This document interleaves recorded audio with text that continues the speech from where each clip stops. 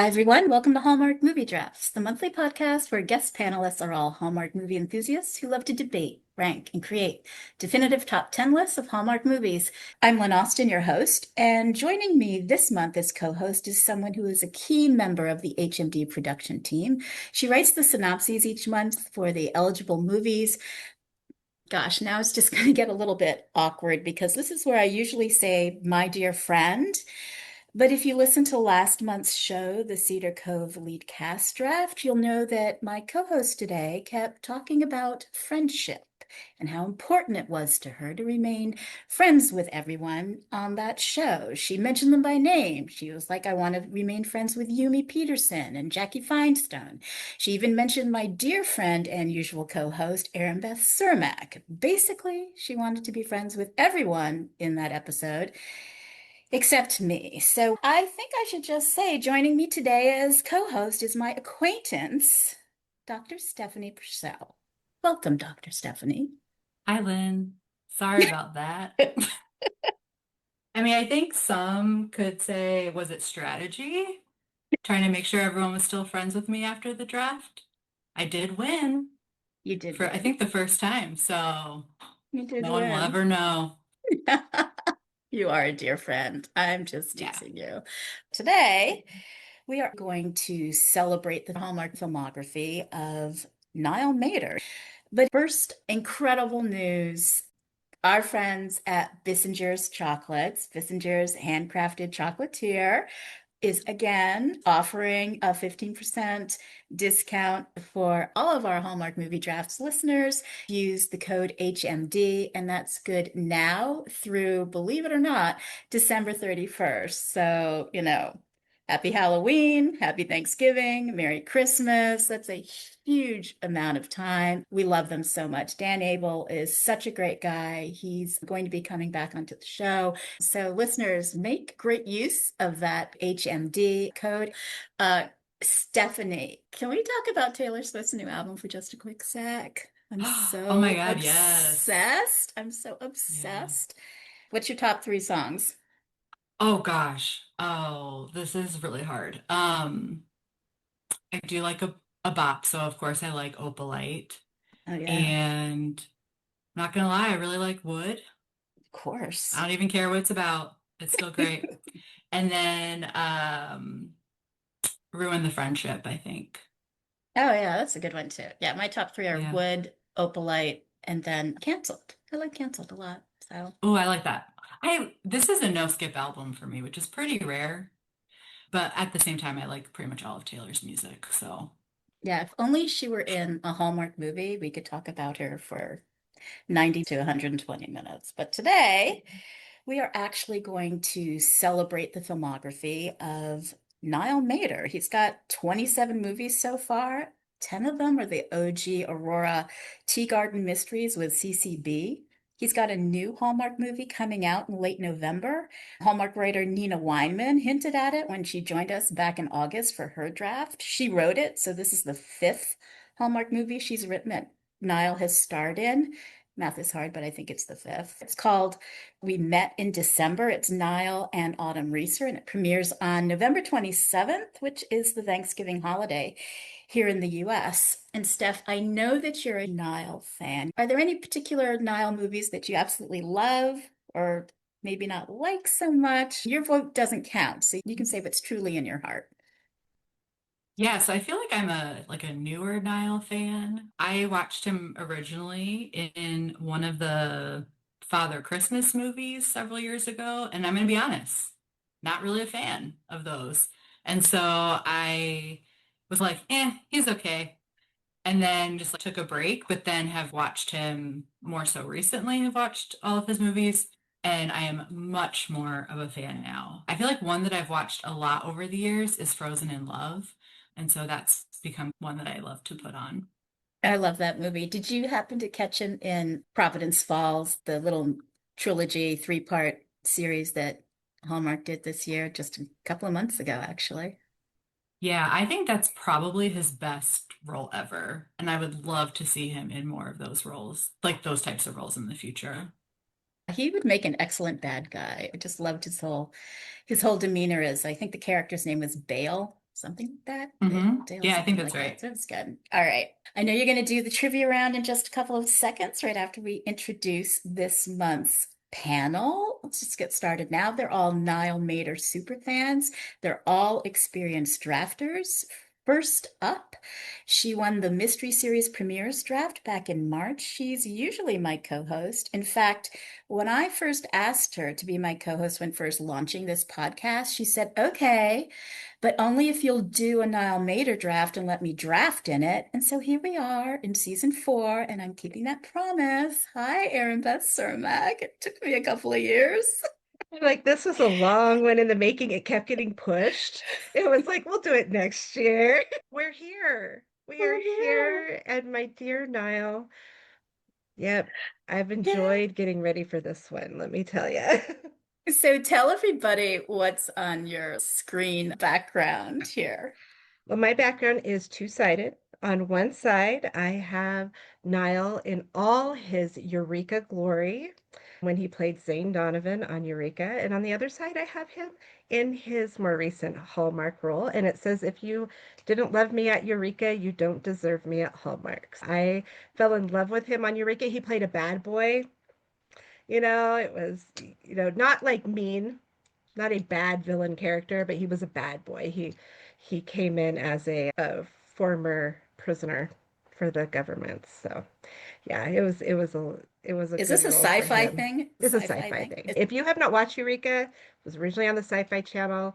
You can watch it now, I believe, on Prime and on Peacock. It's a great watch. Niall doesn't come on until later seasons, but it is still a really good watch. Oh my God, the hidden life of a Hallmark movie fan. Aaron Beth. We all know that you have an undying passion for Dylan Neal. So if you were starring in a Hallmark movie and Dylan Neal and Niall Matter were your co-stars, which one would be the Baxter and which one would win your heart? And a throuple is not an I, option. oh, I was going to say, I think in the end, we would just set up house together. Um, I Not in the don't Hallmark world. know. Oh gosh, you cannot. You know what the thing is Yeah. you can't make me choose between the two of them. Oh yes. Um, Oh yes. oh, that's hard. It probably would be Niall, and not because today's the draft, but probably because I've loved Niall for longer than Dylan Neal. Like I've been a fan of his for longer. So Oh. I I do love me some Niall, and I'm more likely to grab one of his movies to watch than Dylan's. But Dylan's nice to look at. He really is.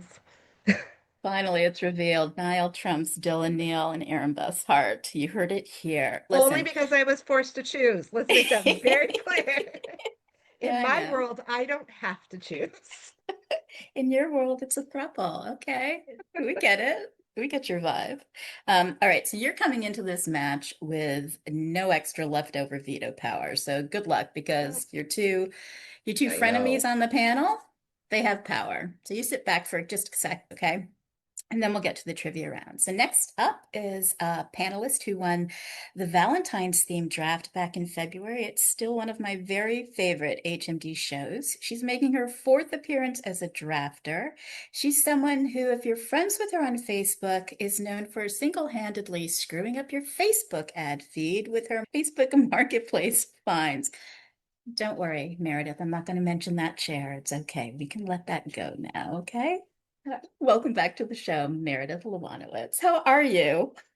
I'm good. See, that doesn't count as letting it go because you still brought it up. I will always bring it up because it's The, hilarious. the non-DTH audience will never know, but No. everyone on the inside, hold it over my head forever. Exactly, Of all the exactly. people to post that.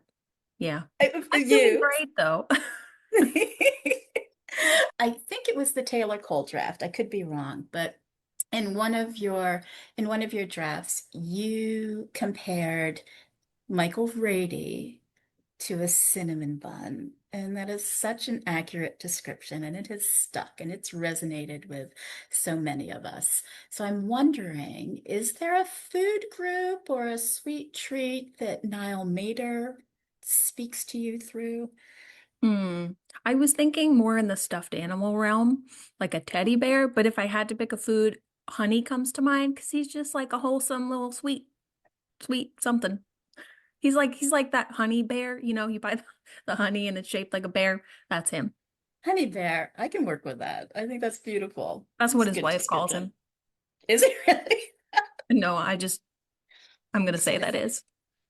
I believe you. You said it with conviction. You sold it. So we're going to run with that. I love it. Without giving away your strategy, I'm going to pivot here just a little bit. How hard was it for you to come up with your top 10 list? And listeners, just so you know, she sent me two different lists within 1 minute right before recording. Yep. It was hard for other reasons than it was hard because not to like rain on anybody's parade, but aside from some standouts, sometimes I feel like Niall's movies are just a little bit medium. And so aside from the few that I felt strongly about, sorry, Erinbeth, the others I was like, could they go anywhere? Maybe, maybe not. But then every time I get into one of these recordings, after feeling confident, I immediately feel like every decision I've made is a mistake. And so maybe I'm like, maybe he has, maybe I put everything in the wrong order. Who knows? So it was challenging in a different way. Your lists are always very thoughtful. You're a thoughtful drafter. And of course, you were in the top three of the original Tournament of Champion winners back when we first launched it in 2023. So I have confidence in your list. So today you're coming into the draft with two leftover veto overrides, which honestly, you may never unload. But if you feel so moved to override a veto, you can try to get rid of some of them. For now, just sit back a little bit and we will introduce the next panelist and then we'll get to the trivia round because you could actually wield a lot of power depending on which position you end up with. So our final panelist has been with HMD right from the start, basically. She does so much every single month behind the scenes for the show, well beyond managing the Hallmark Drafts Letterboxd account and creating or vetting the list of eligible movies for the drafts. She's honestly one of the best people to kick around ideas with. Of course, I'm talking about Kate Bacca. Kate, I feel like it's been forever since you've drafted. This is your first time drafting in 2025. Yeah, I think my last draft that I was a drafter was the best of 2024 non-Christmas movies. Yeah, That was about almost a year ago. and now you're doing two back to back, and I'm so sorry because I know I kept, as Erinbeth hinted at, I keep changing the dates and the years of when the Nile draft was going to be, and it just ended up that it landed here. And next month you're doing the best 2025 non-Christmas movies. So you are like saturated with Hallmark movies right now, right? Yeah, no, it's okay. I keep up with the new ones as they come out, so I think I'm gonna be okay with that one. But this was a Nile binge fest in the past couple of weeks. So Yeah. So speaking of the non-Christmas ones, the drafts that's coming up next month, that's 37 movies. I saw the final list that you put together. That's a crazy swing in topics and quality. How are you feeling about that list? yeah, I'll save it more for next month, but there's like five that I really love from this year, and the rest are just gonna be like, let's see what happens. Hallmark's really cut back on the amount of movies they've been doing, and we're all hopeful for Christmas that that means they're going to have more quality over quantity. But that looking at the list, that wasn't the case for 2025's non-Christmas. So let's just keep our fingers crossed that they were putting all their oomph behind the Christmas movies.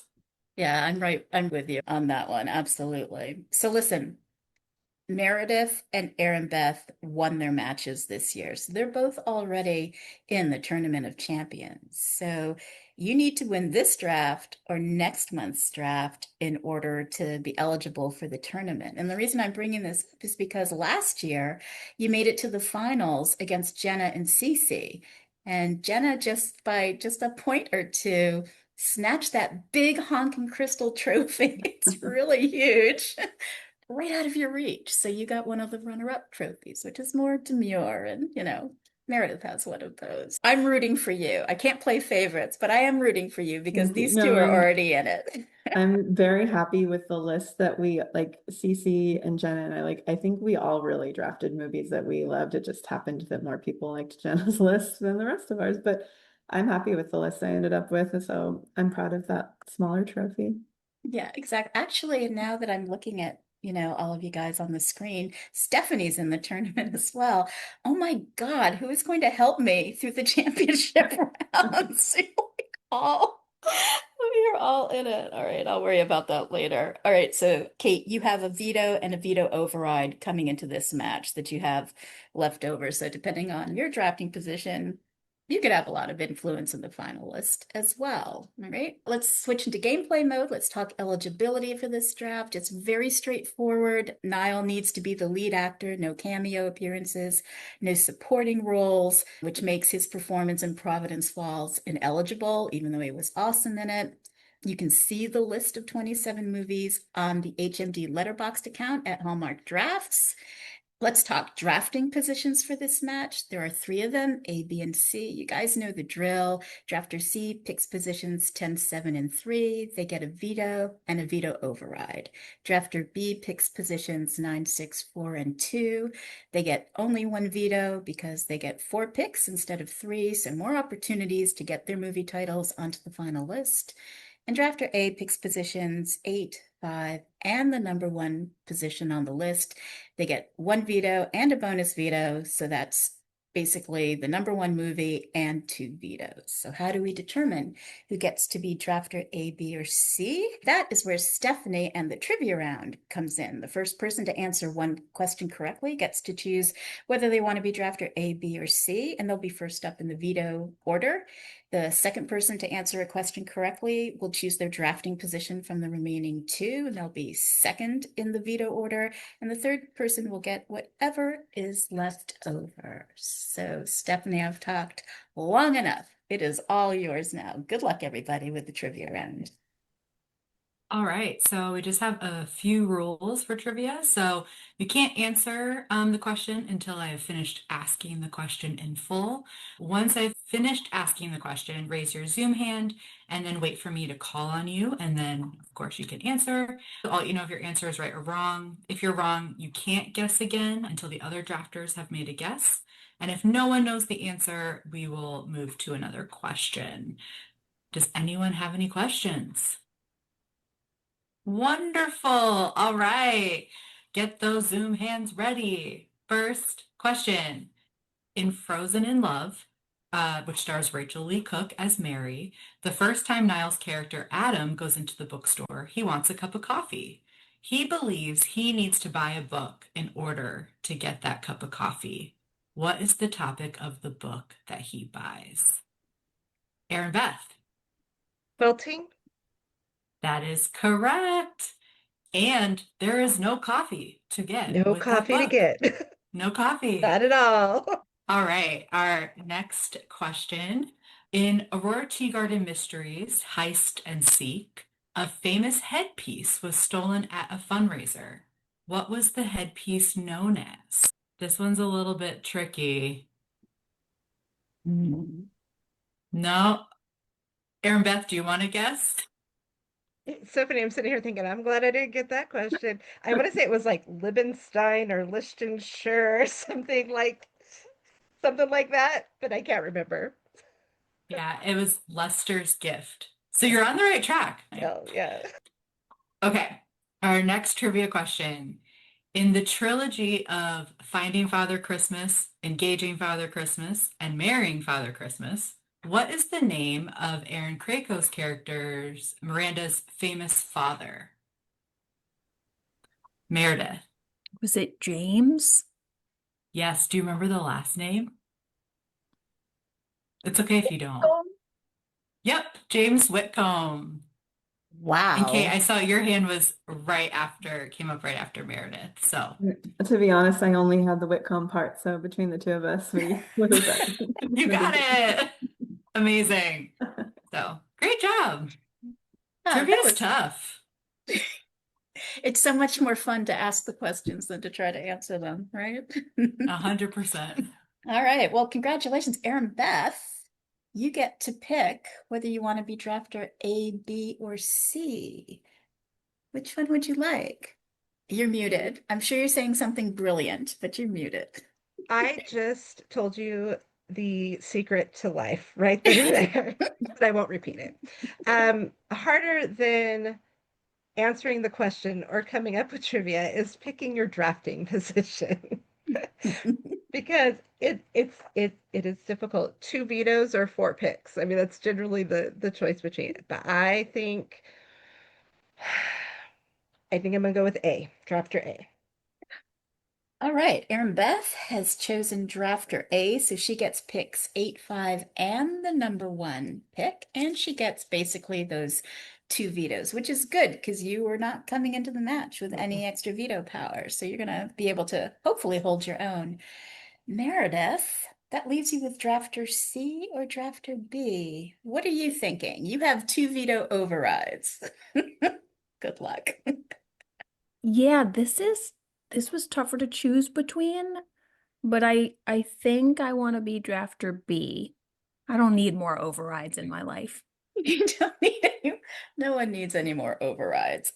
So Meredith is going to be drafter B, so that means she gets 4 picks, 9, 6, 4, and 2, and she gets 1 veto, but she has 2 veto overrides that she can still use. The maximum number of vetoes or overrides or any combination that you can have in a match is 4. So she's well under that limit. She's only got 3 total.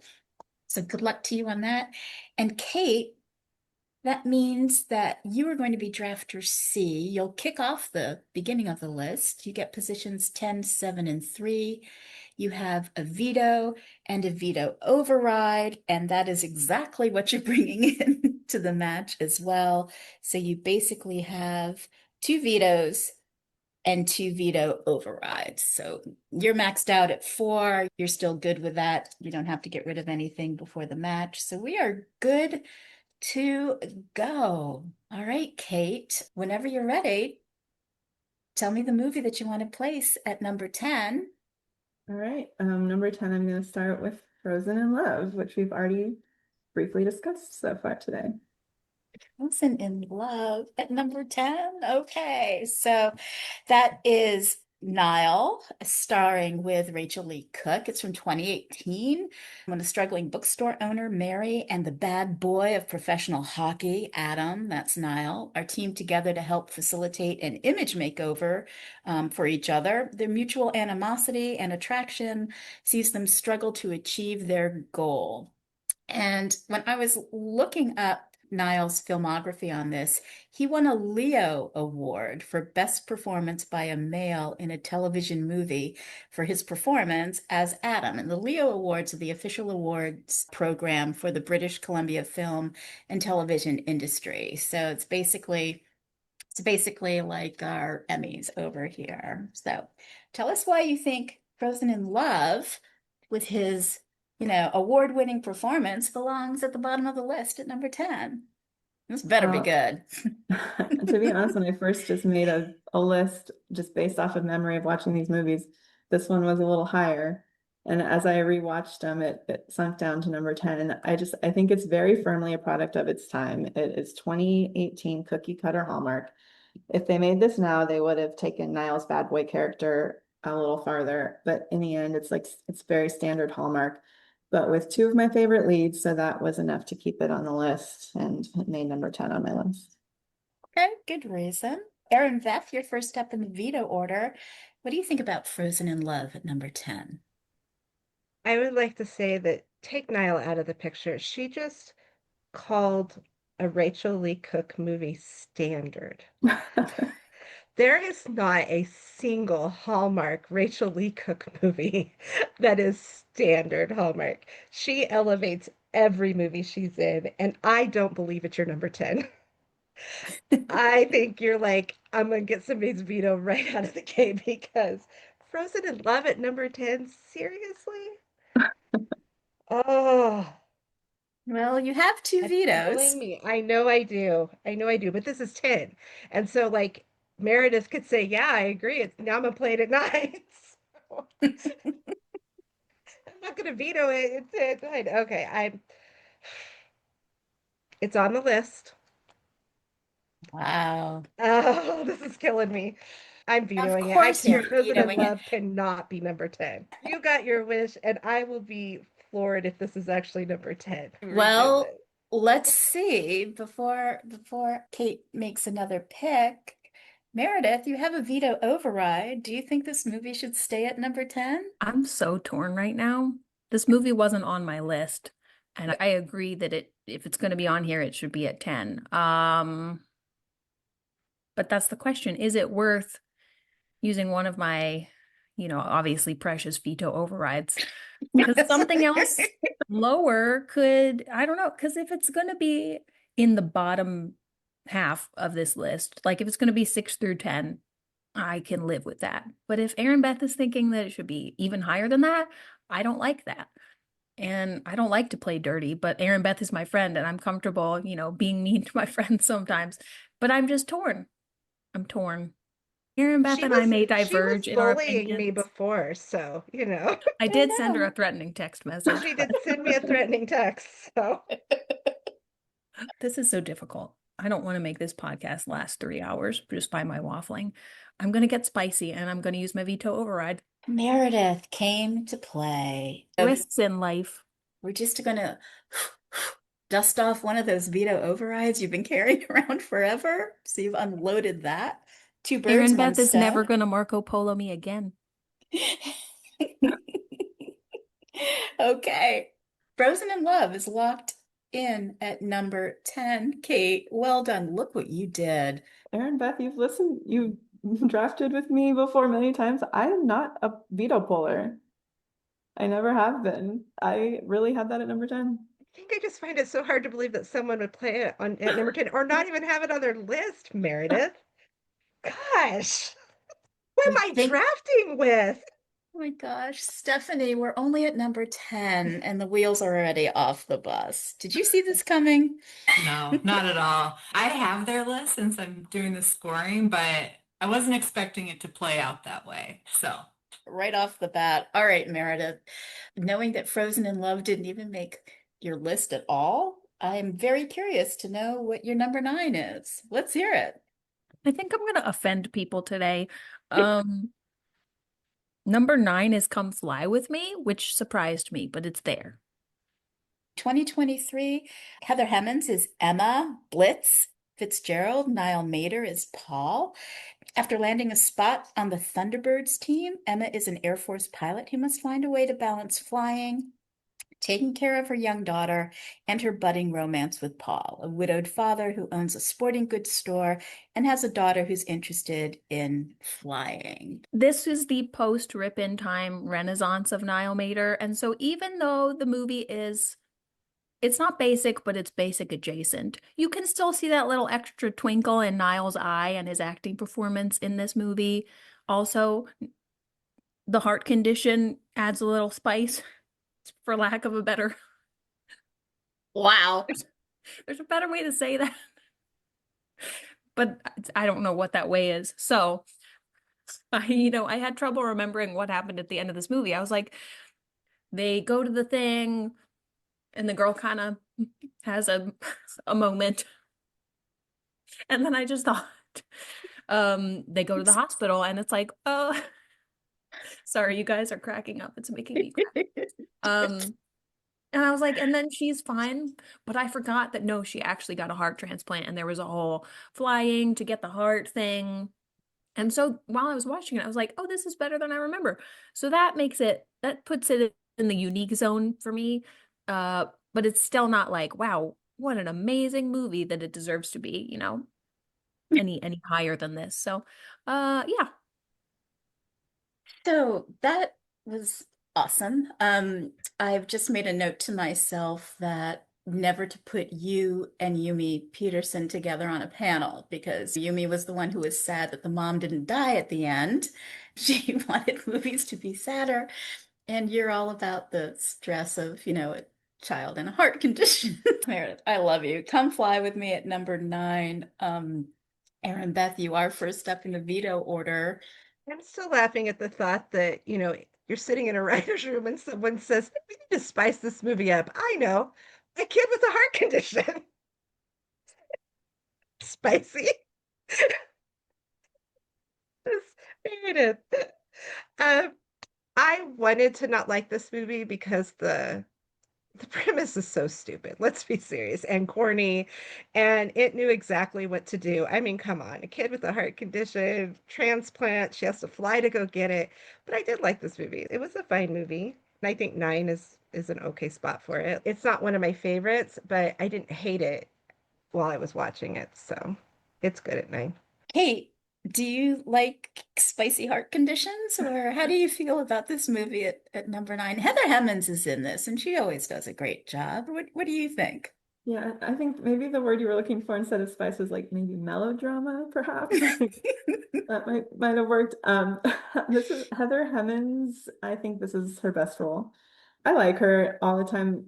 This one just, I think it was good for her. It works perfectly for her personality. And this is something I wrote, and it's kind of perfect that you've already brought up the Michael Rady of it all. But I said this is Niall's performance might give Michael Rady a run for his warm cinnamon bun money in this movie. He's very Perfect. sweet. Yes. Perfect. So yeah, I had this a little bit higher, but I'm glad it's on the list. Our little honey bear locked in at number 9 with a spicy heart condition storyline. Stephanie, how do you feel about heart conditions and romance? Oh, that wasn't the question I thought you were going to ask. Um, I'm thinking I'll just Taylor Swift's say, next song. If anyone yeah, can make that combination work. she would find a way to make heart conditions in children spicy for sure. Um, I'll just say I love Niall as like a girl dad in this movie. I think it's just really sweet and I feel like a fun, playful side that we don't always see in his movies. So this one's always enjoyable for me. I also agree with Kate. I think this is Heather Hemmons' best role. Absolutely. All right, we've got Frozen in Love at 10, Come Fly With Me at 9. Erinbeth, it is your first pick of the match for number 8. Where are we going to go? Well, I am going to choose the medical defying Never Kiss a Man in a Christmas Sweater. I know that the premise is ridiculous and there's no way he received that injury and everything that goes along with it, but it moved the story along and I think it's cute. It's Ashley Williams. It is just an enjoyable movie. I generally will always watch it if it comes on. I hate the title just because it seems so corny, but that was the title of the book it was based on. So, I think they did well there. It's cute. It's good for 8. Okay, so you know what? Written by our friend Nina Wyman. So Ashley Williams is a single mom. She's facing Christmas alone. And then the medical defying incident that you mentioned is she like runs into him with a Christmas tree that she's carrying and then invites him to stay at her house. And that sort of usual silliness from 2020. And the thing that I remember most about this movie is actually related to the Williams sisters draft that we did back in May. It was played at number 4 by sisters Nicole and Jill. And then it was vetoed by their sister opponents, Christine and Brooke. And then the very rarely used veto override was played by sisters Tracy and Stacy to finally lock it in at number 4. It didn't even make the top 10 list in Nina Wyman's draft. So those are my only thoughts on this movie, aside from people never invite a stranger to come rehab at your house. Really, not a good move. If he looks like Niall though, really? I may, hit some man with a tree to get him. No. Well, let's see how this lands at number 8. Meredith, you're first up in the veto order. There's no heart condition here, but there is an injury. So maybe you felt a little something. What are your thoughts? The injury wasn't spicy enough for me. No, I agree with this placement. I know it's a kind of an unpopular opinion because people think it's boring. And like one of the 4 parameters I have for ranking these movies is just vibe. Like it could be lame in all the other 3 categories, but if I am like, oh, it's cozy, I want to watch it again, then I'll like it. And this is in that category for me. So I'm happy with it at 8. Meredith is happy with it at 8. Kate, what do you think?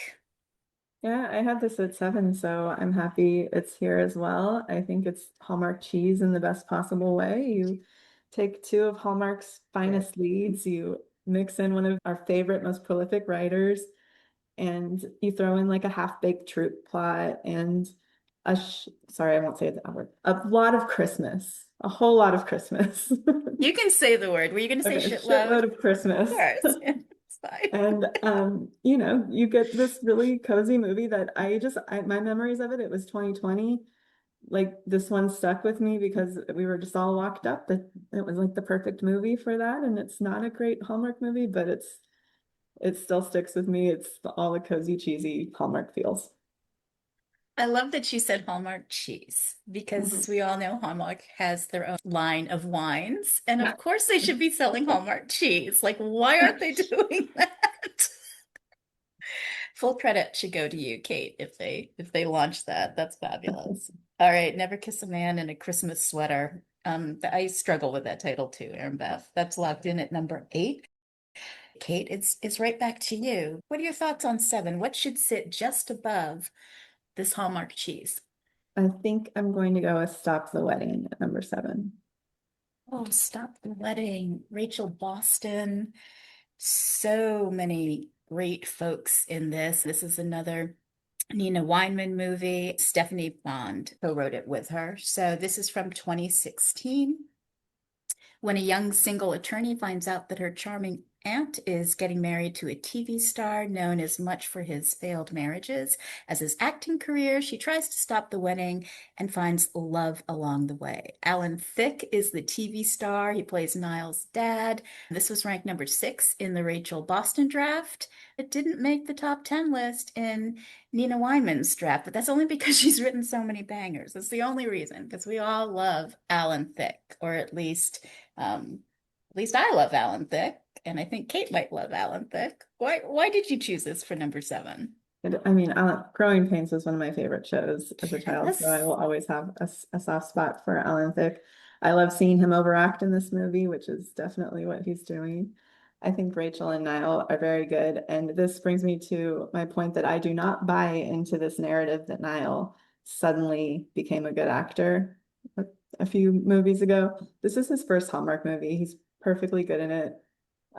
I think that he was just given a lot of bad movies. I liken it to Madonna. People think Madonna is a bad actress.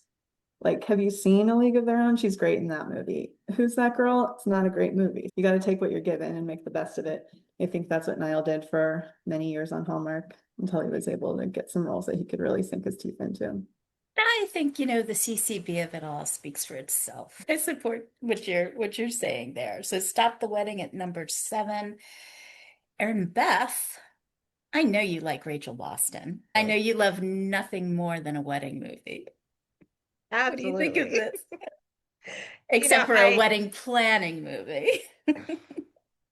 This one is it's a fun movie. I really like this movie.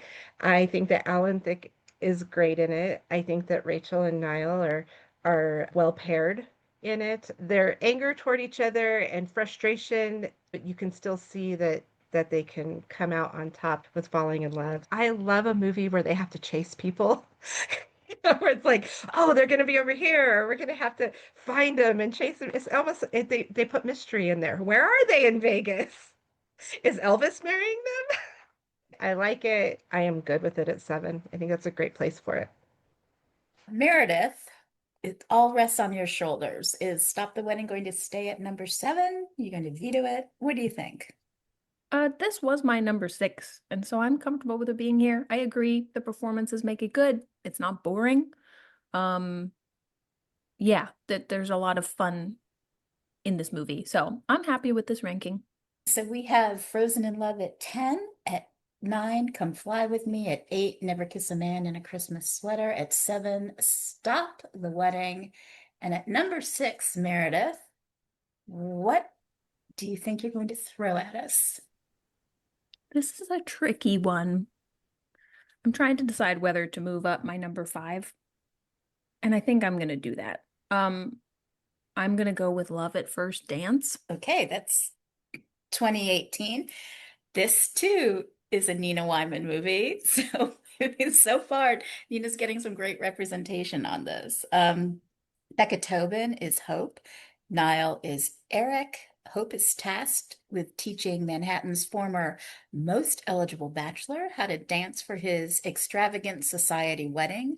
But as the dance lessons progress, complications ensue and feelings begin to develop between student and instructor. This movie was ranked number 6 in the Nina Wyman draft, and that was drafted by Sarah, Dan, and Aaron. So, Love at First Dance at number 6, Meredith. Tell us why you like this movie. Here's the problem with me when I watch these movies and I have low expectations or no expectations, then it surpasses them. And then I think it's better than it actually is. And I think that's what happened with this movie. I was like, oh, it's going to be totally boring and lame. And then it was less than that, which doesn't sound like a great vote of confidence from me, but they're nice and charming leads. Becca is wonderful and beautiful, and she's great, and the two of them are good together. I do think the conflict between Niall and his fiance, they're remarkably disconnected for being that close to being married, and it's just like, wow, okay. It doesn't justify an emotional affair, but they toe the line with the emotional affair thing. It's not like It Was Always You.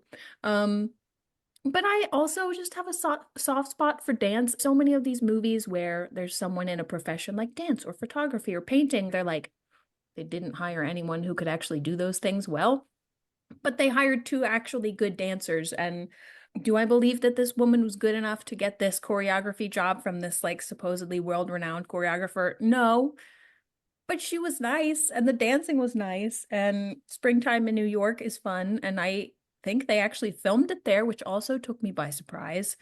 Or just had a really, really, really good green screen of Washington Square Park. So there's that.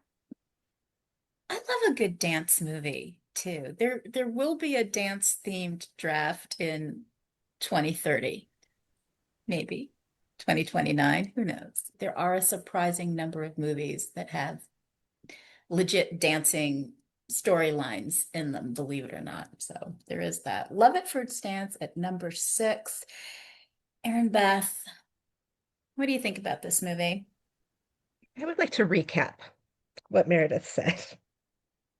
It was better than bad. It bordered an emotional affair. The dancing was good, and Springtime in New York is fantastic. Let's put this on the Niall Matter draft list. Such like resounding, but I'm not using my veto. I hated this movie. I absolutely hated it, and I know that I am by myself in that. I get it. I understand that everyone else loves this movie. I hate a storyline where someone is in a relationship. I don't care if they don't get along, and they put them up and like, oh, well, let's show how they fall in love with somebody else. I just hate that. So no. And I'm like, and if you have a problem with It Was Always You, you should have a problem with this one too. So no. Well, I happen to But I'm love leaving It it Was because I'm Always not You. using I am not using my veto on it. But imagine if she had a heart condition. That would have taken care of it for me, Meredith. A heart condition instead of moving to London. Both. That's a banger. Erin, but you do understand that literally almost half of the Hallmark movie portfolio in the history of Hallmark involves someone falling in love with someone else when they have already in a relationship. That's how we end up with Baxter's. I'm not a huge fan when they are in a current relationship. Like if they're in oh, they're not getting along and they're kind of, broken up, but the guy comes back, don't mind that. Or they break up at the beginning of the movie, don't mind that. But I mind when you are days from your wedding and this is the person that is teaching you to dance your wedding dance. That's an issue. Or it's your brother. Ew, wait, what? Not in this one. It Was Always You. I was referring back to It Was Always You. I'm like, there are certain levels of this is when it's not okay. This was not okay. God, I thought you were talking about falling in love with your No, no, brother no. for a second. No, That you no, started no, no, out with sorry. a friends thing, like the whole Ross, we were on a I'm break, on a this doesn't break. count. You're not vetoing it. That's what matters. Kate, can No. you salvage this conversation? What are your I don't thoughts of Love it. don't think Love the first dance. I don't think I can salvage this. I will be honest. I had 9 movies that I wanted to play on this, and I needed to fill one more spot. And this is the one I picked because everyone spoke so highly of it in the Nina Weinman draft. So I'll take my point and move on. Stephanie is dying. Steph, unmute yourself. We have to have a little chat here, you and I. Yeah, we need to talk about this for a second. Yeah, we do. So we've seen their lists. We've seen each other's lists. Go ahead. Mhm. You start. This is my number one. I am so sorry, Erinbeth. So okay, I hate It Was Always You. So I'm normally with you on this. This felt different for me because I feel like their relationship, the one like the folks getting married, it seemed like it was more like a business relationship. I didn't see it as like a real romantic relationship. And it was like a expectation. So it felt different for me in that way. Um, but yeah, I love this movie. I guess that's all I'll say. We get it, Stephanie. It's okay to cheat as long as the person is maybe, you know, a business relationship. We shouldn't break up with that person first. I mean, definitely should. I'm not saying what he did was right, but I He's love just Becca Tobin, and I love this. And after the Nina Wyman draft and hearing more behind the scenes, it was fun to like rewatch and have that context as well. absolutely. I will leave it at that. Okay, quick state of the list. We've got Frozen in Love at 10, Come Fly With Me at 9, Never Kiss a Man in a Christmas Sweater at 8, at 7, Stop the Wedding at 6, Love at First Dance, Erinbeth, stickler that you are, no cheating. You want to chase people. You don't mind a spicy heart condition storyline. I can't even begin to imagine what you're going to throw down at number 5. Let's hear it. Like, I know that this will be when you'll laugh, Oh, and God. it's close to your heart. Oh, And boy. it's kind of apropos that we're all sitting here in split screens Great. because my number 5, I give to you Holiday Hotline. Holiday Hotline 2023. Emily Tennant is Abby. Niall Matter is Jack. Co-writers were Julie Sherman-Wolfe and Dwayne Poole. After leaving London, Abby connects with an anonymous caller while working at a cooking hotline.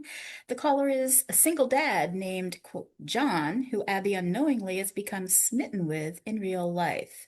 This did not make the top 10 list of Julie Sherman-Wolfe's written movies in the August 2024 draft by Mary, Dan, and me, and that's totally my fault because I vetoed it. So yeah, you are not wrong, Erinbeth. Why are you playing this movie, and why are you playing it at number 5? I like that you forget to mention it has appeared on other drafts and made it onto the list. Just leave that out of here, right? I thought this movie was it was not one of those movies where everyone watches it except for Lynn and hates it.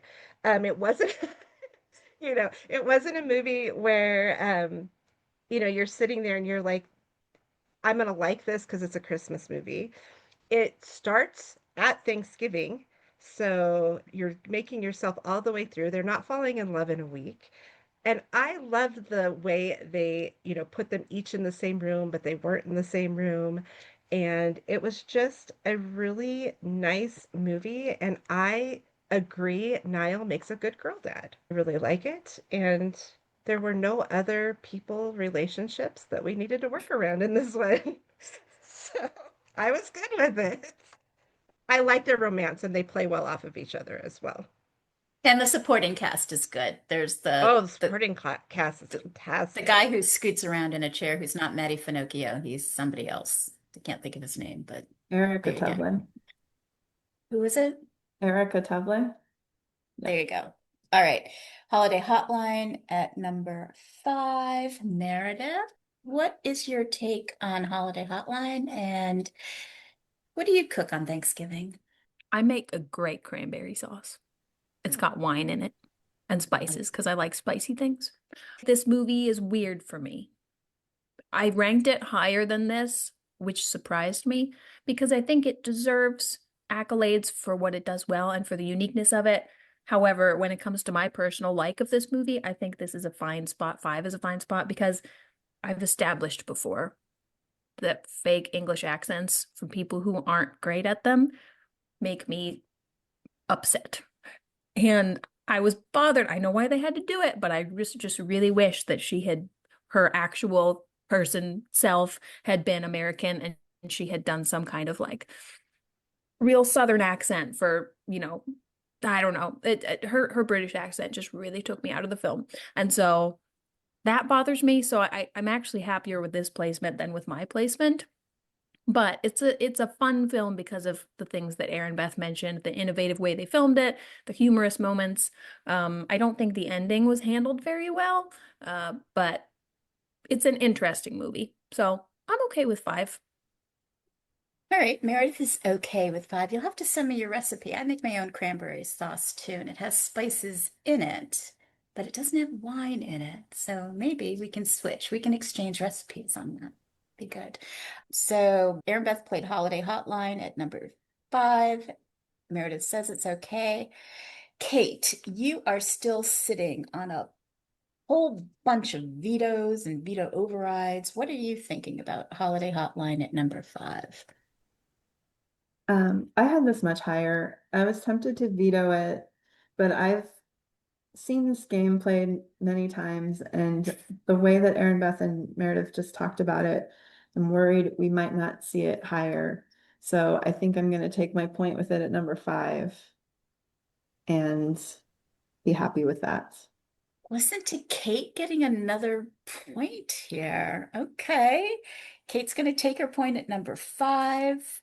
Meredith, that means it's back to you at number 4. What's going to sit right above Holiday Hotline? So far, no mysteries. There are 10 Aurora Tea Garden mysteries. It's almost, math is hard. It's not half his portfolio, but you know what I mean. It's 10 out of 27. I'll leave it at that.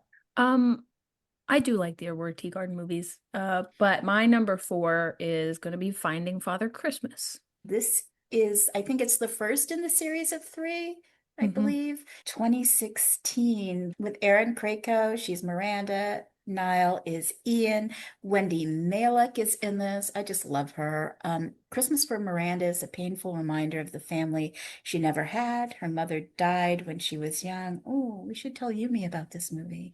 Never revealing the identity of her father, but 3 days before Christmas, she unexpectedly receives a clue that takes her to a beautiful New England town where she meets Ian, a young man who helps her with her search. Tell us why you like Finding Father Christmas at number 4. I think almost any movie that has a mystery element to it has a higher floor than the average Hallmark movie. I like movies that have some mystery. Even like Time for Him to Come Home for Christmas, which a lot of people dislike, I like a lot. So I like that this has a mystery. And I also like that the mystery has some level of stakes.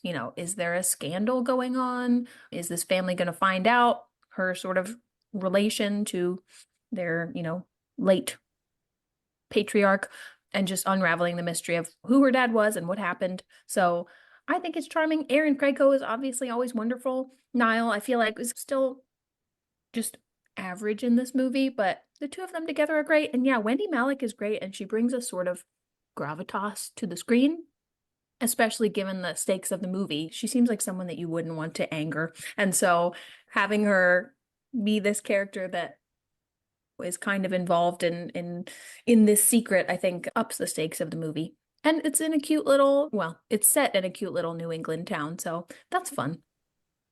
It's interesting because this, like I said, this movie is from 2016 and Wendy's in the current Chicken Sisters series, like almost 10 years later. She's great in everything that she does. She's got such great comedic timing too. All right. Meredith has played Finding Father Christmas at number 4. Erinbeth, I couldn't read your facial expression when she said this title, and you're looking very pensive. It'd all be a bluff. I know you. More upset with myself than anything because I moved it out of my list just yesterday. Of the 3, it is the best one. It easily could have just been one movie. I don't think we needed the other 2. Uh, I I think Erin Krakow Erin Krakow in every movie that she's in, other than Sense and Sensibility and Snowman, where she did play a completely different type personality. So I think she played herself and she did really well. I enjoy watching her. I think she and Niall played well against each other in this movie. If one of them was going to show up on this one, this is the one I'm glad is here. So no veto. No veto. No veto. Before I get to Kate, Stephanie, what do you think of this movie? I thought this was a snooze fest. And I feel like that's like my nice way of talking about it. I will agree. I do think with Erinbeth that it's the best of the three. And I think Wendy Malick is wonderful as always, but I'm just not a fan. It doesn't work for me. It doesn't work for you. Okay. Mhm. All right, Kate, I've given you some time to think about it. Finding Father Christmas at number 4. What are your thoughts? Yeah, I agree with Stephanie on this one. I do not like these movies. I do love Wendy Malick. Just shoot me. She's amazing on that show. And there's also this weird little movie called Waiting that she makes kind of a cameo appearance. I don't know if anybody's seen it. Nobody is looking like they know what I'm talking about. She has this one scene with Justin Long and Ryan Reynolds, and it's like you should just look it up on YouTube. It's only like 2 minutes or whatever. She's amazing. She's so funny, and she does elevate this very sappy Hallmark movie, but I think I'm going to use one of my vetoes because I don't like it. Kate is going to veto it. Well, first of all, I can't believe there's a Ryan Reynolds movie that I haven't seen. I don't love him as much as I used to, but I do still enjoy his movies. The Proposal is in my top 20 favorite all-time movies Yeah, this is ever. firmly like good Ryan Reynolds time. I think It is good Ryan like Reynolds. it. Okay, Yeah. good. I'll have to check that out. And Wendy Malick, she's a national treasure. There, done. Okay. Kate has vetoed it. Meredith, you played it, so you can't use an override on it. Erinbeth doesn't have an override, so that means, Meredith, you need to pick another movie title to take its place. So it's off the list at number 4, but who knows? It could come back again at 3, 2, or 1. You never know. Doesn't sound like it. This is tricky because I'm not worried about the top 2. So I don't really want to move my 2 back to 4. But then that means picking a movie that's kind of not as good as the ones we've already listed. So I hope it doesn't give anyone indigestion. I think I'm going to go with one of the Aurora Teagarden movies. And I think it's going to be A Game of Cat and Mouse. That is from 2019. So in this Aurora series, Niall is Nick. He's a professor of something. Candace Cameron Bure, CCB is Aurora. We know that. Mary Lou Henner is her mom. Peter Benson is Detective Arthur Smith. So in this one, A Game of Cat and Mouse, a taunting clue left for Aurora at a meeting begins a cat and mouse game between her and a mysterious criminal who commits increasingly serious crimes that leave the town rattled. And once it's discovered that Aurora's blossoming relationship with Professor Nick Miller, that's Niall, might be the source of jealousy that is driving the crime spree, Aurora must be especially careful not to become the next victim. All right. So I know this was your second choice, but tell us why you like A Game of Cat and Mouse. Yeah, I almost picked Haunted by Murder because I think it's got more spookiness with that creepy painting, but the payoff, the resolution to the mystery isn't as great. Whereas this one, I feel like the creepy factor extends all the way to the end of the movie and to who the bad guy is. And there are more victims, which means it's more exciting because crime keeps happening. Crime keeps happening. I'm so sorry. I say stuff and then people laugh and I'm like, oh, that wasn't kosher. And so it's not just like, well, there was one crime and then we got to figure it out. Blah. It's like, ooh, more spooky stuff. Get the librarian, strangle Sally. I didn't see that coming. So the adrenaline keeps pumping throughout this movie. And it was the first one that Niall was in, and their chemistry is nice right off the bat. So, yep, I'm a fan. And the bad guy reveal was good too. Very well said. And I think I do want to put you and Yumi on the same panel together. Just to hear your bloodlust and the body count. It's fine. It's all good. Aaron Beth, Game of Cat and Mouse from the Aurora Tea Garden Mysteries. What are your thoughts? I would like to make it very clear that it is not Niall's fault in any of these movies that they're cheesy or anything like that. First of all, they're well past Charlene Harris's actual books at this point. By the time I think Niall's in the last one that they do that are based on her books of Aurora Tea Gardens. That being said, I do believe A Game of Cat and Mouse is the best one of the 10 with him in them, but not because of him. If I judged it completely off of him, they're all top 10 wonderful because I really like the way he plays the character. So I think this is a good place for it. It did not give me indigestion. I'm happy to see one on the list. I was worried that we wouldn't get any. So it's a good one. Okay, Kate, I know how you feel about mysteries. What do you think of this movie on this list? Yeah, I don't like mysteries. I had one on my list. It was not this one. It was not any Aurora Tea Garden mystery, but I don't know what Meredith would pull out of her bag next if I feed him this one. Maybe another Aurora Tea Garden. I'll defer. Erinbeth knows the mystery. She says this is the best one, so I'll take that. We'll leave it at number 4. Okay. Congratulations, Meredith. You have Aurora Tea Garden Mysteries, A Game of Cat and Mouse, locked in at number 4. You have one more play at number 2, so be thinking about that. Stephanie, we are now heading into the final 3. So far, here's the state of the list. Frozen in Love at 10, Come Fly With Me at 9, Never Kiss a Man in a Christmas Sweater at 8, Stop the Wedding at 7, at 6, Love at First Dance. At 5, Holiday Hotline. At 4, Aurora Tea Garden Mysteries, A Game of Cat and Mouse. Stephanie, what are you thinking about the top 3 that is yet to the name, just based on everything that you know? I am very curious to see how this shakes out. I think anything could happen here. And I'm excited to see how this plays out. I'm excited too. I can't wait. And the first person that is going to lead us down that path is Kate, making her final pick of the match. Maybe, unless it gets vetoed, who knows? At number 3, Kate, what's it going to be? At number 3, I am going with Country at Heart. From 2020, Jessie Schramm. I love her. She's so awesome. Jessie Schramm is Shayna. Niall Matter is Grady. Lucas Bryant is in this. A struggling country singer, Shayna meets Grady, a Nashville songwriter in need of inspiration.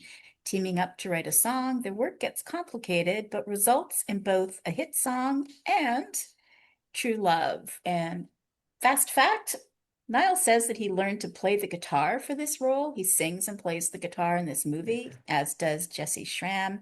And this movie is actually eligible for the upcoming Don't Make Me Sing draft in 2026, where it's all movies where the leads actually sing in the movie. Kate, tell us why you chose Country at Heart for number 3. I love this one. This was one of my favorite ones to revisit when I went through the Nile list. It's like a Hallmark version, mix of Country Strong and Coyote Ugly, which are both movies that I enjoy. I agree about Jessie Schramm. I think she's really good in these movies. She really gets the assignment of what it is to be a Hallmark leading lady. And I like moody country Niall in this movie. I think the song at the end is nice, and I'm not usually a huge fan of when the final kiss is in front of an audience, but I think it makes sense in this movie. And I hope you both agree with me. I really thought this was filmed in Nashville, but of course it wasn't. But I thought it was really great. Country at Heart at number 3. Erinbeth, Kate says, I hope you agree with me. Do you agree with her? She's just lucky that I only have one more veto and we still have one spot to go. And I'm holding it in case something else gets played. But it's not in my top 10. it was not memorable for me. I didn't hate it. I didn't love it. It was just middle of the road. Literally, when I started it, I'm like, oh, I haven't seen this one before. Where did I miss this one? And I start watching, I'm like, oh, I think I have seen this one. So, literally, not memorable for me at all with this movie. So, but it can stay there because I'm not, unless Meredith hates it and wants to take it off, but I'm not going to use my veto for it. Meredith, Country at Heart. I believe the original working title was Country at Heart Condition. I don't want that to influence you in any way, shape, or form. Thank you for laughing. What do you think about Country at Heart, aka Country at Heart Condition? At That number really three. would have elevated it. This was my number 10, but yes, I understand it's not boring. There's more interesting plot than the average Hallmark movie.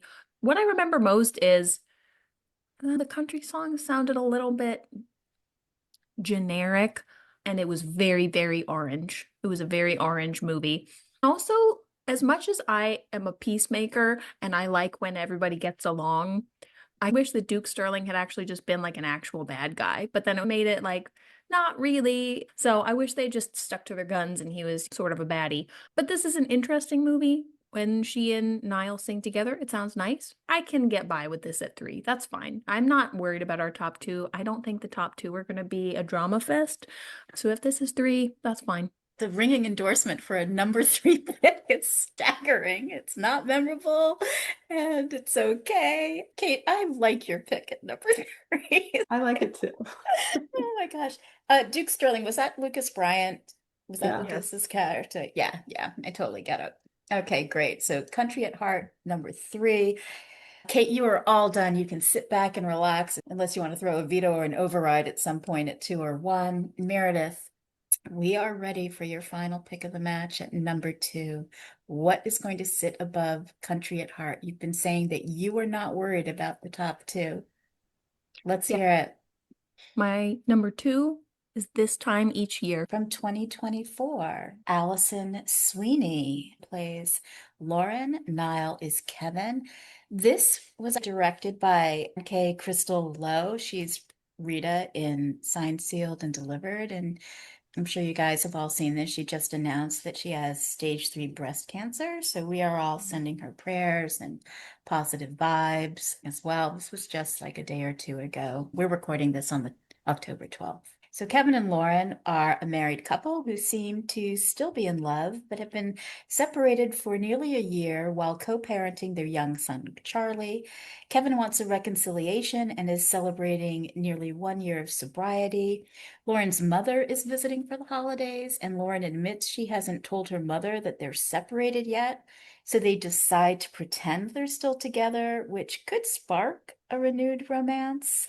There's a great ensemble cast. Victor Zink Jr. plays Niall's brother.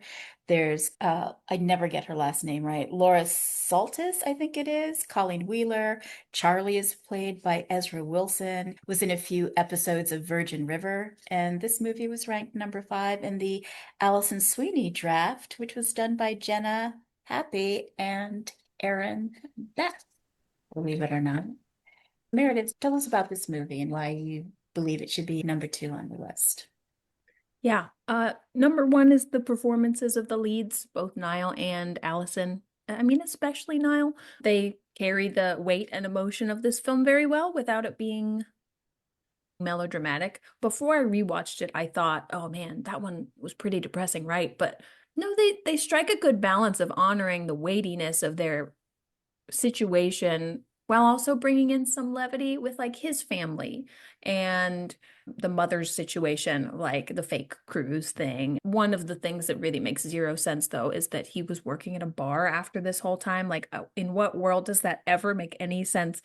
But I think it's a good movie. The little moments when he and his brother like fight like they're 8-year-old boys, those are fun. It's a nice, like emotionally weighty movie, but you don't leave it feeling like, okay, I have to wait 5 years before I watch this again. And it's a good payoff too. It deals with topics that Hallmark doesn't usually bring to the surface, and it is great acting on Niall's part as well. It's a great cast. Yeah. Erinbeth, What do you think of This Time Each Year at number 2? I remember correctly, I was the one that played this for the Allison draft. I mean, I really liked it. It had aired just days before the Allison Sweeney draft I last year. did. Yeah. I really enjoyed it. I feel like it's an adult film. Don't, Lynn. It's not that kind of an adult film. Stop it. It was a film that was You made said it. I with didn't say a adult word. emotions. There you go. The most annoying part of it was when the family cheered at the end when they kissed in front of him, which I absolutely detest. I also do not like the public kiss. But I am happy with this at 2. I think it was a good movie, and I think it would have been sad for it not to be on here because Niall plays that character very well. I thought it was a good match for him and his acting skills. Okay, well said, Kate. This Time Each Year at number 2. What are your thoughts? You still have a Yeah. veto and a veto override. I was ready to use an override if for some reason Erinbeth went off the rails and vetoed this. So I'm glad it's on the list. I also really like that it's like grown up Hallmark, and Allison and Niall are really great together. Like two of these like, you know, long-term Hallmark stars just killing it, deciding to take on this role that's different for Hallmark. I really love the scene where they're dancing in front of the movie projector. It's lit really beautifully.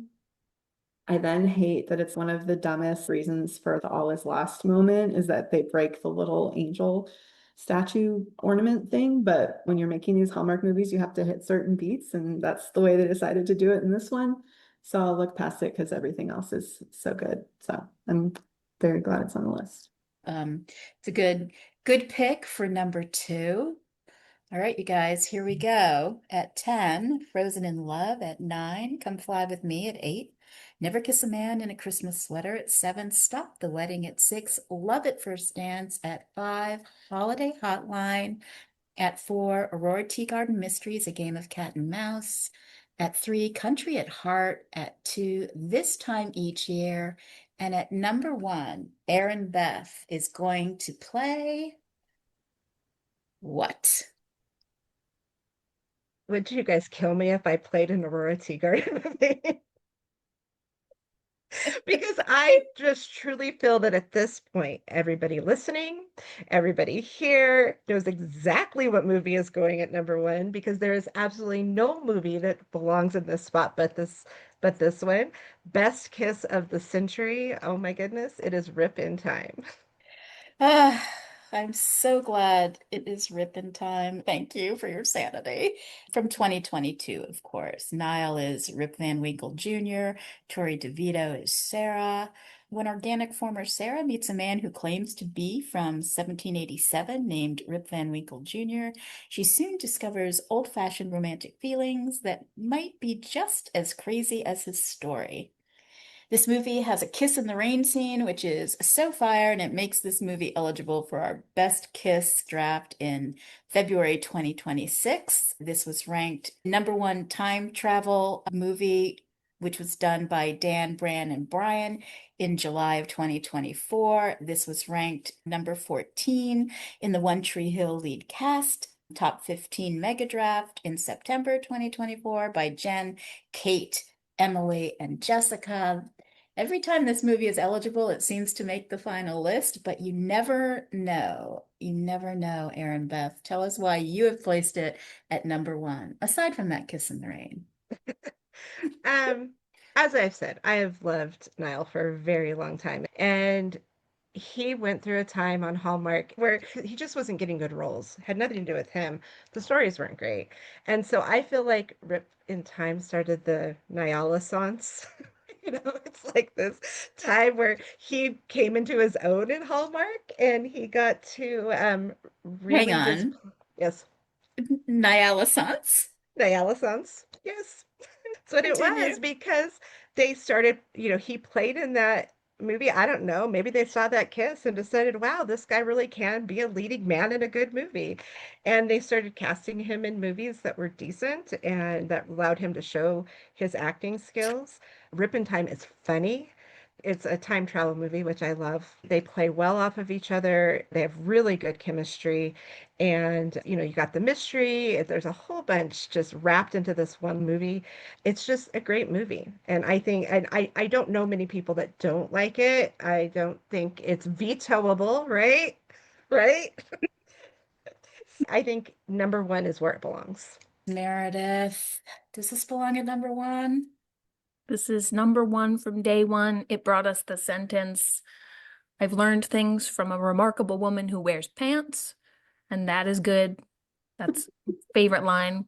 I don't typically love time travel movies because I get stuck on the fact that these people would have such profound trauma and then they just fall in love and they stay in the future or the past.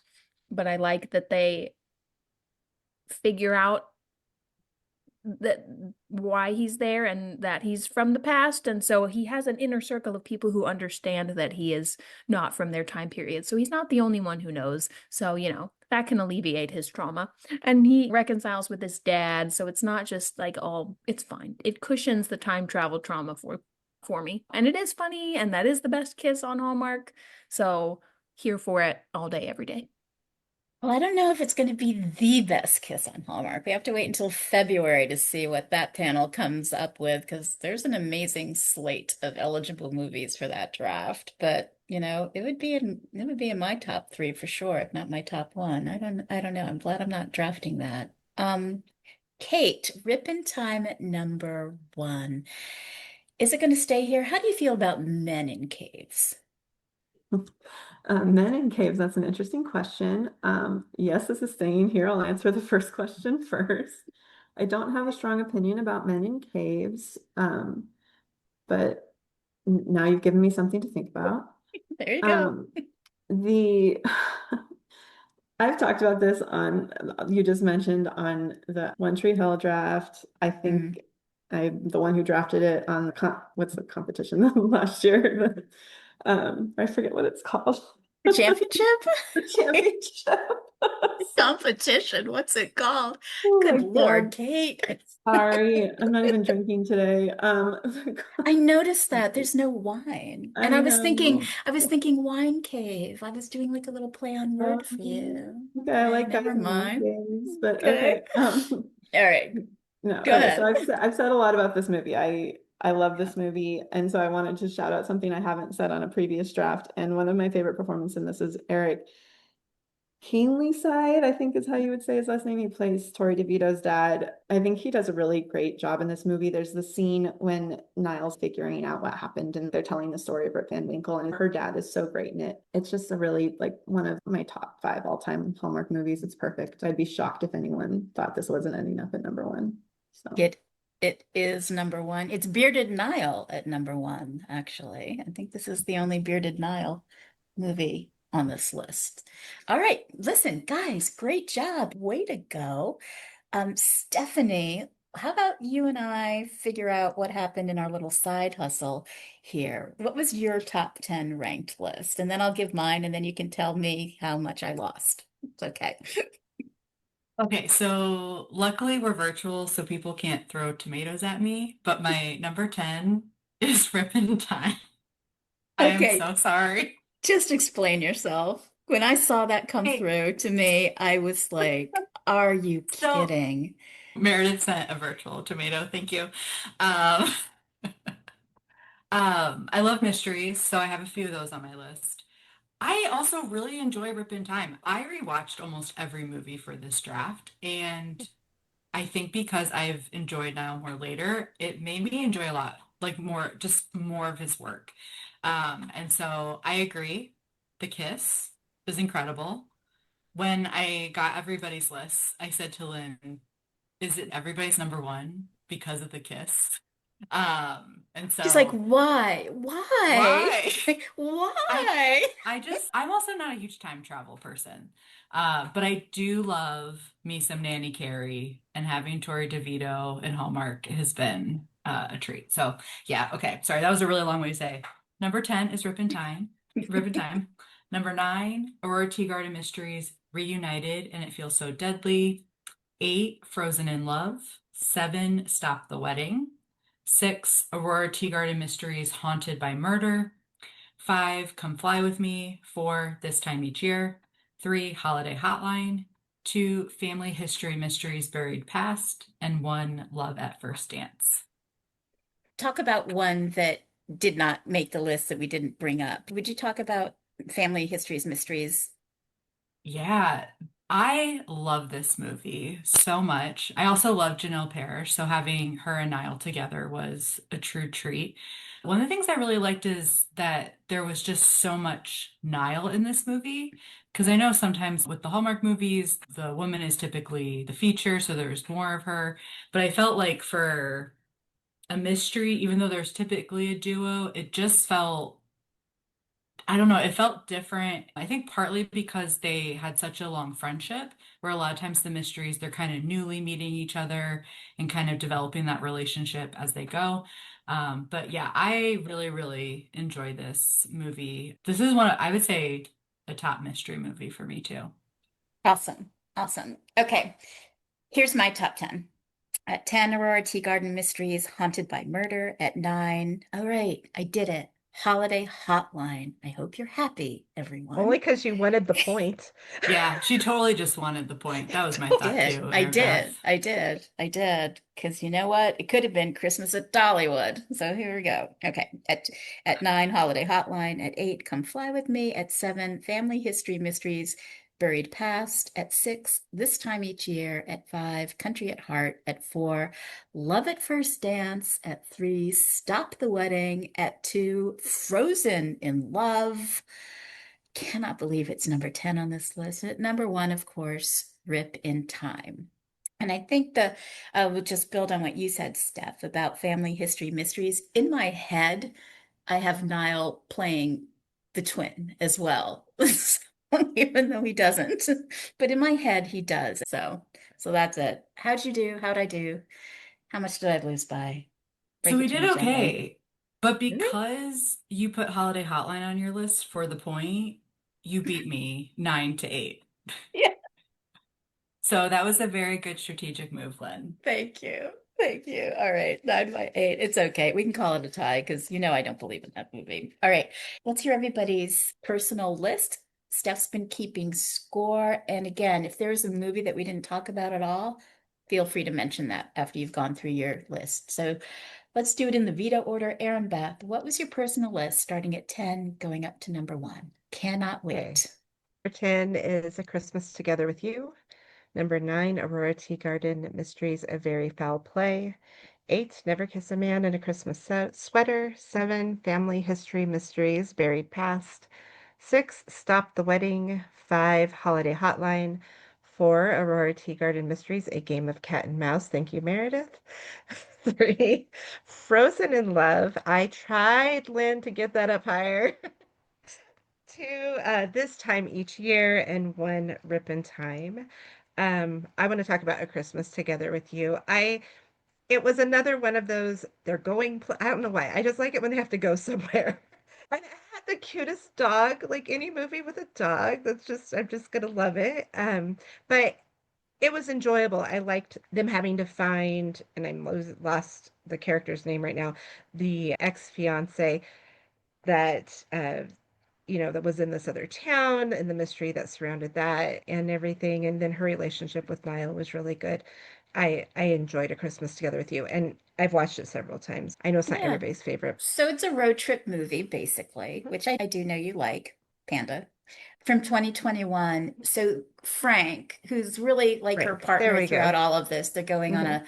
this trip, this quest to find his lost love and all of that. Frank is played by Harry Lennox, and I love Harry Lennox from The Blacklist with James Spader. I loved that series. It's dark. Never put two and I two think together. Yumi would love it. There's lots of Yumi would love it. Absolutely. I will message her right after this. It's great. It was a great series. Laura Vandervoort is Megan, is Niall's co-star. So good pick. Great list. Okay, Meredith, let's hear your personal top 10 list and feel free to talk about one that maybe we hadn't had a chance to talk about yet. I just want to say, in case it shocks anyone, my number 27 was Christmas at Dollywood. So Good with that. God. yeah, sorry, Dolly. It's not She's great, but that movie's She not is great. Yeah, it's not fun. Okay. Well, wait a second. So Christmas at Dollywood, look, it's not great. It was like my number 12. It's not a great movie. But the cast, the ensemble cast is banging. There's so many familiar faces in that cast. Sarah Strange is in it. She's in Christmas Detour as Maxine, right? Yan Kay Crystal Lowe is in it as well. And Sarah Strange, as I said, was Maxine in A Christmas Detour, but she's also in all of the garage sale mysteries. So Stephanie, I'm sure you must like Christmas in Dollywood at some level. No? No. No, It's it's like I don't know. How many movies do we have? 27. 27. 27? It's like 22 on my Oh, list. I wow. love how Lynn's like, it's not that great. I'd set 12. No, you really do like it. It's at 12. And that's okay. You own that. I I will own own it it. whenever I like a movie nobody else likes. You have Because to if own I it. if I didn't want the points so much, my holiday hotline would have been 27. So there you go. See? There you go. Meredith, I'm so sorry. That was rude of me to interrupt you. Please start again with your list at 10. I'm going to be really quiet. It's okay. I like it. My number 10 is Country at Heart. 9 is Come Fly With Me. 8, Aurora Tea Garden, A Game of Cat and Mouse. 7, Never Kiss a Man in a Christmas Sweater, although they didn't ever tell us why you're not supposed to, so I do want to know. 6 is Stop the Wedding. 5 is Love at First Dance. 4 is Finding Father Christmas. 3, Holiday Hotline. 2, This Time Each Year. And 1, Rip in Time. Wow, maybe instead of Never Kiss a Man in a Christmas Sweater, maybe it should be Never Kiss a Man You Impale with a Christmas Tree or something like that. There you go. There's Except something apparently there. Erinbeth thinks you should. Oh, Erinbeth isn't inviting strangers to her house to rehab, so there's not a lot I can defend Erinbeth Hey, on. at my age, that may be the only way. Just saying. I'm gonna see Erinbeth in January, so I'll tell you if she sabotaged somebody over Christmas and I may enlist your help. Yes, Meredith will have to yes. help me hit a guy with a tree. now it's on the record. The police are gonna find this podcast. We want to follow up on that one. Is there any other movie that you want to mention that you were thinking of playing that maybe was your number 11 or your number 12? I mean, I did like the family history mysteries. I think I played that in the championship because I kept getting picked last, and so it was the best I could do. I was pleasantly surprised by The Secrets of Bella Vista. I didn't see it before this draft, and so I think I had really low expectations. So it was more interesting than I thought, but it wouldn't have been in my top 10. Yeah, no, it was mostly about the sisters and that relationship than anything else. All right, great. Well, we'll see how you do in just a minute. Kate, what was your top 10 list? So my number 10 was Frozen in Love. I was not pulling vetoes. My number 9, Love at First Dance. My number 8 was Family History Mysteries, Buried Past. 7, Never Kiss a Man in a Christmas Sweater. 6, Come Fly With Me. 5, Stop the Wedding. 4, This Time Each Year. 3, Country at Heart. 2, Holiday Hotline. And number 1, Rip in Time. Ooh, good list. Is there a movie that you would like to talk about that we didn't? Yeah, the only one that discuss? I had on my list that didn't make the final was Family History Mysteries. I think it's the best of his mysteries. I knew one would end up on here when you have somebody with that many mysteries on their list. I guess I just picked the wrong one, but I really liked him and Janelle Parrish together in that movie. Yeah, they were great. I hope they make another one.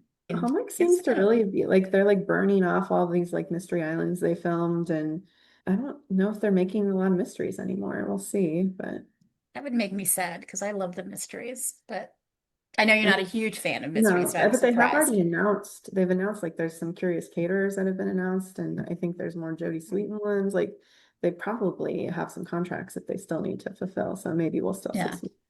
we might still see some. All right, Stephanie, the official score creeper. Who won? What are the Well, scores? Yeah. only a true friend would call me a score creeper. Yes. Okay. So I think everyone did great, and placements really like is kind of like what made a difference. But I think for the first time in the history of Hallmark movie drafts, we have a three-way tie. What? What? So everybody has 12 points. So Meredith and Kate both had 9 of their movies on the list and 3 of them in the correct spot. So that gets to 12. And then Erinbeth had 7 of her movies on the list, but 5 of them were in the correct spot, getting to Wow. 12. That is a So, first. Arm wrestle. Guys, I wasn't even thinking of the inside joke. That was really unfortunate. An unfortunate choice of mine. Wow, you guys, a three-way tie. That's amazing. And listeners, just so you know, that arm wrestle comment that Meredith just made, yeah, it does relate to this chair that she found on Facebook that, maybe wasn't just for sitting in, or maybe it was for sitting in with a happy ending, and I'll just leave it at that. But And she I was brought worried it up. about saying shit earlier, and Lynn just said that. I just said, happy ending. It can mean anything. I Wink, stand wink, by nudge, it. nudge. It'll make it past the censors, don't worry. All right, you guys, way to go. Congratulations, a three-way tie. Kate, you are now in that championship. So that'll be great. That'll be coming up in January. Oh my God. I'm already trying to figure out how I'm going to do that one. Okay, so thank you all for doing this. This truly was such a blast. What a great way to celebrate Niall Matter. As I mentioned, his birthday is October 20th, so this show drops on the 19th, so just in time for that. Be sure to follow Hallmark Movie Drafts wherever you get your pods. It's free, it's available everywhere. Subscribe to our new YouTube channel. Meet up with us on our Instagram. If you love HMD, take a moment to leave a review on Apple and Spotify. It truly helps other Hallmark fans find the show. Coming up in November, it's our annual 10 Best Non-Holiday Movies draft. This is for the 2025 movie premieres that drop between January 1st right up through the countdown to Christmas launch, which is October 17th. It's 37 movies. Drafting will be Kate Bacca and Tracy Perry. They did this draft last year, and this time they're going to be joined by first-time drafter Laura Schinner. Talk about jumping into the deep end of the drafting pool. Good luck with this, Laura. You're going to have your work cut out for you. So once more for the final time, here's the definitive list of the 10 best Hallmark movies starring Niall Matter as drafted by Erinbeth, Meredith, and Kate. Here we go. At 10, Frozen in Love. At 9, Come Fly With Me. At 8, Never Kiss a Man in a Christmas Sweater. At 7, Stop the Wedding. At 6, Love at First Dance. At 5, Holiday Hotline. At 4, Aurora Tea Garden Mysteries, A Game of Cat and Mouse. At 3, Country at Heart. At 2, This Time Each Year. And at number 1, Writ in Time. Great job, everybody. A three-way tie. Oh my God, what a first. Let's all say bye. Bye. Bye. Happy In a Christmas sweater. Happy birthday, Niall. Somebody help me with this championship.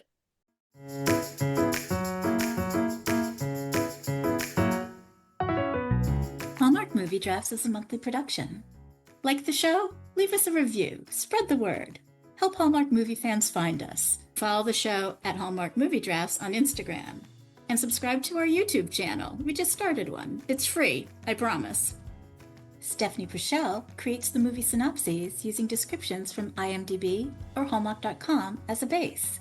Kate Bacca, she creates and vets the list of eligible movies and manages our Letterboxd account called Hallmark Drafts, where you'll find the movies for each show, as well as the final top 10 lists and the panelists who drafted them, so you know who to blame. Erinbeth and Jackie Finestone help with special projects. Erinbeth Cermak, she creates the trivia round questions and along with Stephanie, Kate, Erin, and Jackie, provides additional creative, research, and hosting support. Me? I'm Lynn Austin. I'm the showrunner, producer, and host. I staff the panels, manage the show topics, the production schedule, and the HMD socials, and I edit and publish the podcast. And none of this would be possible without the Deck the Hallmark podcast double-deckers, who share their passionate opinions on these Hallmark movies that we love, or maybe not love, so much. See you next month.